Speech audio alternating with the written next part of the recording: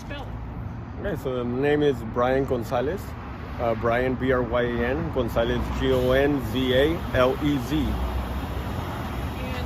were out on Saturday. Take it from there. Yeah, we were out on Saturday, regular fishing morning, getting ready, 6 o'clock, hit the bait barge, grab some bait. We were out there fishing looking for bluefin around 20 miles out, open water. When me and my buddy were just looking for tuna, I was on the steering wheel while my buddy was on the binoculars, looking around for tuna, looking for any signs of birds, trying to find them. When my buddy noticed something white in the distance, about maybe a mile, 2 miles away, through the binoculars. So our first initial thought is maybe it's like a whale or something floating. So we go to it, just thinking maybe we'll find fish there. So as we were getting near it, my friend tells me, I don't think it's what we think it is. I don't think it's a whale. So as we get closer, yeah, you could see it, the reflection off the fiberglass at the bottom of the boat.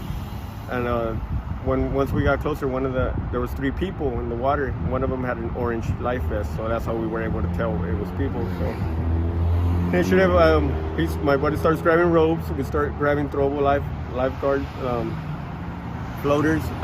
We pull up to the boat. We toss them, and yeah, it's 3 guys, all males, probably around 30s. And yeah, they're floating in the water, and they only spoke Spanish. We asked them how long had they been there, and they said about half an hour. They did have a little floatable device that gives your location off. I've seen them at the stores. So they had that on, and from there, we put them on the boat. We gave them water, and from there we came in closer and we saw a lifeguard going by, and we waved them down. The lifeguard was kind enough, came over and put them on their boat, and then we went from there. They gave us the whole time saying thank you. I mean, it's always the right thing to do. That's pretty much it. So, was there a boat out there? Was their boat capsized? Yeah, the boat was capsized. So their boat was capsized. Must have been around a 20-foot boat, just capsized, and that's what they were holding on to. So that's where they were staying near.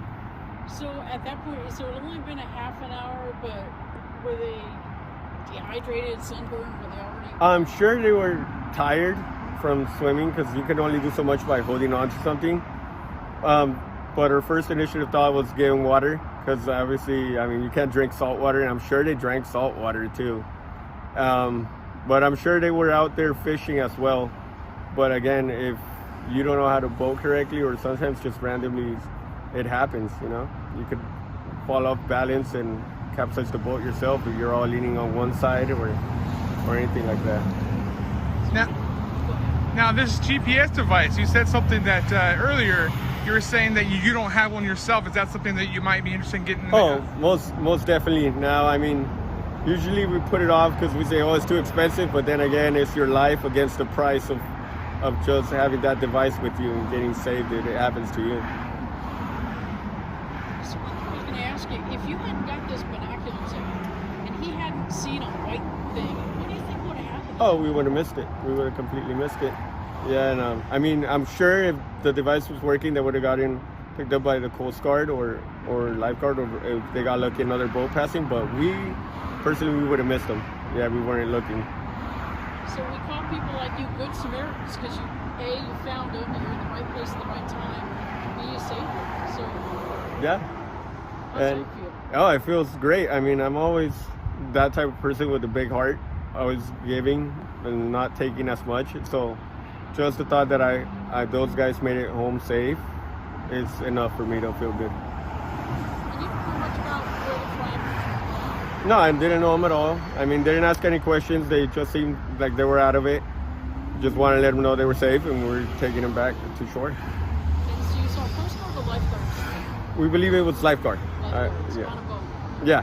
Okay, so you were coming back into San Diego. Yeah, back into San Diego Bay. Was there any other conversation with these gentlemen?